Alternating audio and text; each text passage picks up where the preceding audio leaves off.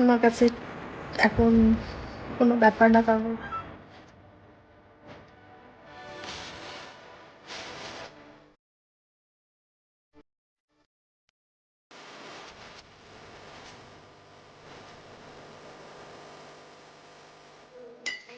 বাড়িতে নেই, ওর বাবা গেছে কনফারেন্সে। বাবা গেছে দেখবা, আমার বাবা খাবে ভেজ পাস্তা। Good morning. তো আজকে আমার ব্লগ বানাতে ইচ্ছে করছিল না, তাও ভাবলাম যে না, রেগুলার যেরকম ব্লগ ছাড়ি ওটা একটা কাজ হিসেবেই ধরা উচিত।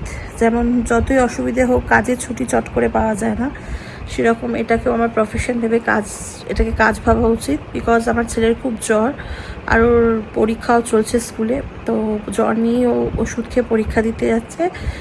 পরীক্ষার পর ফুল ক্লাস হয়, কিন্তু ওকে ক্লাসটা করাই না, জাস্ট এক্সামটা দেয় ও নিয়ে চলে আসি। তো মানে এটা কাল থেকে হয়েছে। কালও পুরো ক্লাস করবার জন্যই গেছিলো এক্সাম দেওয়ার পরও, কিন্তু এক্সাম দেওয়ার পর জ্বর এসে যায়, স্কুল থেকে কল আসে, ওর বাবা গিয়ে নিয়ে আসে। তো আজকেও একটু যখন যাচ্ছিলো স্কুলে তখন গাটা ছাকছাক করছিলো, ক্যালপল খাইয়ে ওকে স্কুলে পাঠিয়েছি এক্সাম দেওয়ার জন্য। এবার ওকে আনতে যাব, দেখি ও কেমন আছে আর পরীক্ষাও কেমন দিল। যাই দিক পরীক্ষা, কারোর জ্বর নিয়ে দিচ্ছে, এটাই অনেক বড় কথা আমার কাছে। সে যেরকমই মার্কস আসুক, আমার কাছে এখন কোনো ব্যাপার না, কারণ ওর শরীরটা আগে ঠিক হওয়াটা দরকার। তো চলুন, ওকে স্কুল থেকে নিয়ে এসে আবার আপনাদের সাথে দেখা করছি। তো অটো বুক করেছি, অটো বুক করে আমি আর আমার বাবা ওকে স্কুল থেকে আনতে যাচ্ছি। আর প্রচণ্ড হাওয়া দিচ্ছে, মানে হাওয়াতে আমি চোখটাও ভালো করে খুলতে পারছি না, এত হাওয়া। তো আমি ওর স্কুলে এসে বসে আছি, ওর জন্য অপেক্ষা করছি। ও এলে ওকে নিয়ে আবার বাড়ি চলে যাবো। অটোতে আনতে গেছি ছেলেকে, অটোর হাওয়াতে আমার চুল তো কাটলি সবসময় সেন্টার শকের মতো দাঁড়িয়ে পড়ে প্রেজেন্ট প্লিজ বলে। তাই এই আমার হেয়ারগুলোকে প্লিজ ইগনোর করবেন, বলবেন না এই মা চুলগুলো কীরম থাকে, আজরান না আজরাই, কিন্তু কার্লি হেয়ার। অটোতে গেছি, হাওয়াতে একদম সেন্টার শক হয়ে গেছে, সো প্লিজ ইগনোর করবেন। তাই একবার বলে দিলাম আপনাদের, ব্লগেও তো দেখেন যে চুলটা এরম এরম সবসময় নাচছে, তাই প্লিজ ইগনোর। বাই। ঘুমিয়েও খাচ্ছে গলিবাবু, ঘুমিয়েও খাচ্ছে গলিবাবু, সারাক্ষণ খেতে ইচ্ছে করে। বাবালি, ওলে বাবালি, কত খাবে গলিবাবু, কত খাবে? ও গলিবাবু, ও গলিবাবু লে, গলিবাবু লে, গলিবাবু লে। তো হাই এভরিওয়ান, গুড আফটারনুন। এখন আমি লাঞ্চে রান্না করব। তো আজ আমি ছোলার ডাল আলু দিয়ে করব। তো আপনাদের সাথে পারলে একটু আগে মনে হয় শেয়ার করেছি, না করিনি, শেয়ার করবো একটু করে। তো চলুন, রান্না করতে করতে দেখা হচ্ছে।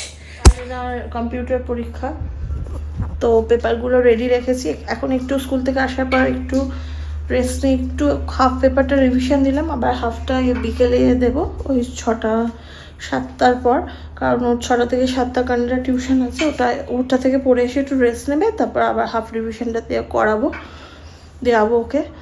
তো চলুন লাঞ্চ করি।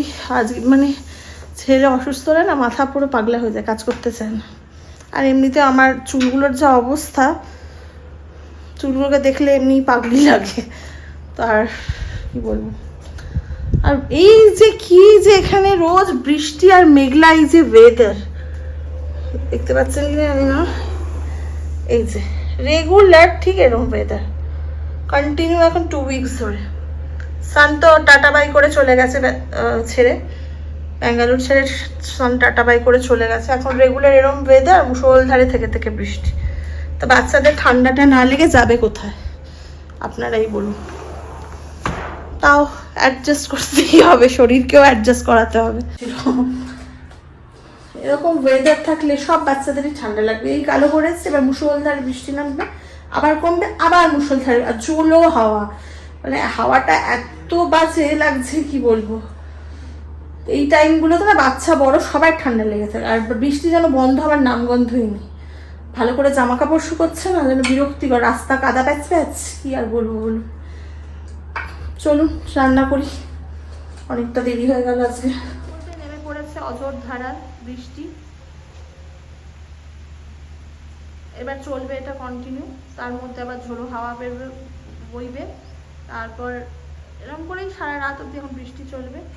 ভাগ্যিস আমি ঠিক টাইমে ছেলেকে নিয়ে বাড়ি চলে আসছি, নইলে এই বৃষ্টিতে এই জ্বরের ওপর যদি বৃষ্টির জল বা হাওয়া গায়ে লাগতে হয়ে যেত।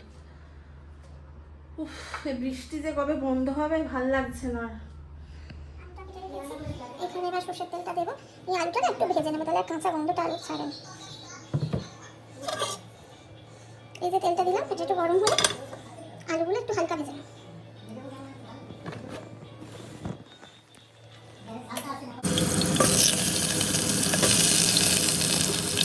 ভাজা হয়ে এসছে, এবারে আলুটা মোটামুটি ভাজা হয়ে এসছে। এবারেতে দুটো লবঙ্গ আর দুটো এলাচ দিয়ে দেবো। এরপর তেজপাতা দেবো, শুকনো লঙ্কা দেবো, তারপর দেখা। এই যে একটা তেজপাতা দিচ্ছি, দুটো শুকনো লঙ্কা আর এই যে জিরে।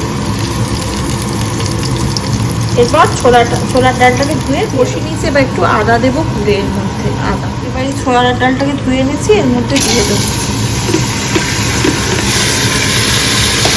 এর মধ্যে একটু হলুদ গুঁড়ো দেবো, একটু না, ওটা কালারটা ভালো দেখতে লাগে। এই যে হলুদ গুঁড়ো দিলাম, আর একটু ব্যাস এইটুকু হলুদ গুঁড়ো দেবো। আর দেবো হচ্ছে লাল লঙ্কা। এই যে এতটা মতো লাল লঙ্কার গুঁড়ো দিয়ে দেবো। আর একটু দেবো, যদি একটু ঝাল ঝাল ভালো লাগবে, সর্দি হয়েছে না, আমি একটু ঝাল ঝালি বানাবো। এবার এটাকে আর একটু জিরের গুঁড়ো দেবো।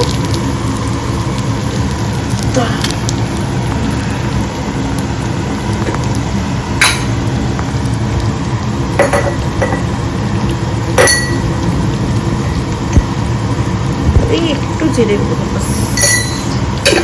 এইগুলো দিয়ে এটাকে একটু কষে, নুনটাই দেওয়া হয়নি, নুনটা স্বাদ মতো দিয়ে তারপর জল ঢেলে দেবো, গরম জল। হ্যাঁ, নট ঠান্ডা জল, গরম জল দেবো। আবার এই মশলাটা দেওয়া বাকি আছে, এটা দিয়ে দেবো। এটা আমার মায়ের বানানো ভাজা মশলা, এটা এতটা মতো দিয়ে দেবো।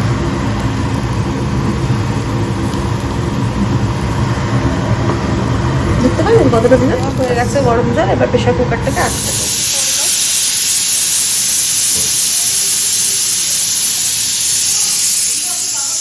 হ্যাঁ হ্যাঁ নিয়েছে তো। না না, ও নতুনটা নিয়েছে। এই যে মা এখানে পুজো করছে, সর। আর এখানে স্কুল থেকে এসে দুষ্টুমি শুরু। আর এই তো সারাক্ষণ এখন ঘুমিয়ে থাকবে, ভাত ঘুম চাই চাই, বাঙালি বলে কথা। পাতা দিলাম, এবার একটু ঘি দেব। এই যে একটু ঘি দিলাম, আর ধনে পাতা দিলাম, আর একটু মিষ্টি দেবো।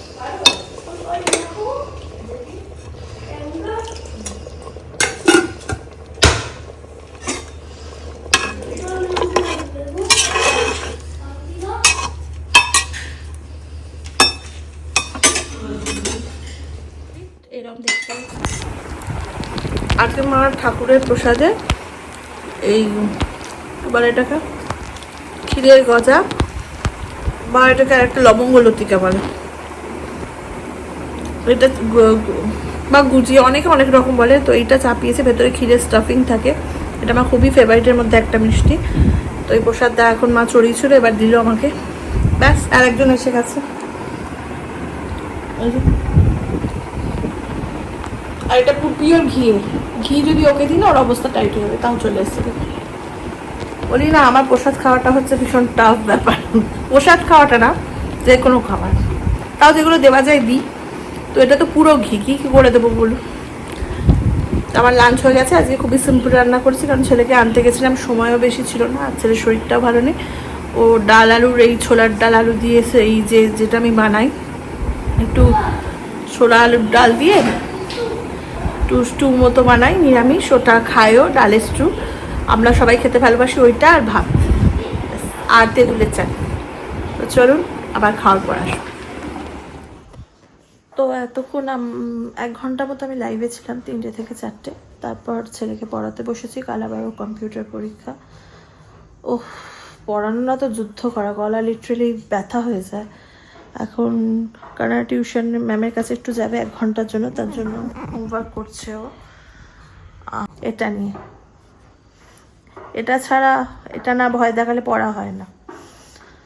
মানে সব সাবজেক্ট নাই, কম্পিউটার মানে এই সব সাবজেক্ট। ইংলিশ ম্যাথসের দিন একটু চেঁচালে হয়ে যায়। তো কাল ওর কম্পিউটার পরীক্ষা, তবে এখন ও কানাডা পড়তে যাবে, এসে আবার ওকে কম্পিউটার পড়াবো, তারপর ডিনার করবো, শোবো আর কি। মাঝখানে একটু ইভিনিং স্ন্যাক্স খাবো, যদি কিছু অর্ডার করে থাকি শেয়ার করবো আপনাদের সাথে, সাথে থাকুন।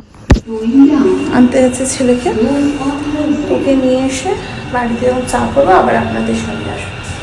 আর বাবা খাবে ভেজ পাফ, এই যে ভীষণ ক্রাঞ্চি হয়, দারুণ করে এখানে আমাদের এখানে এই এগ পাফ, যে কোনো পাফ। আর মা আর বাবা খাবে ভেজ পাফ, দারুণ, এত সুন্দর খেতে না,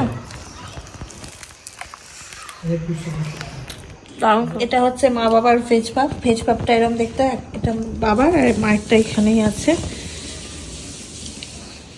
এই যে বাবা রেডি হয়েছে খাওয়ার জন্য, আর মা ও ধুয়ে খাবে এই মহারাজকে। আর এ তো সিংহাসনে বসে আছে, দিচ্ছি দিচ্ছি।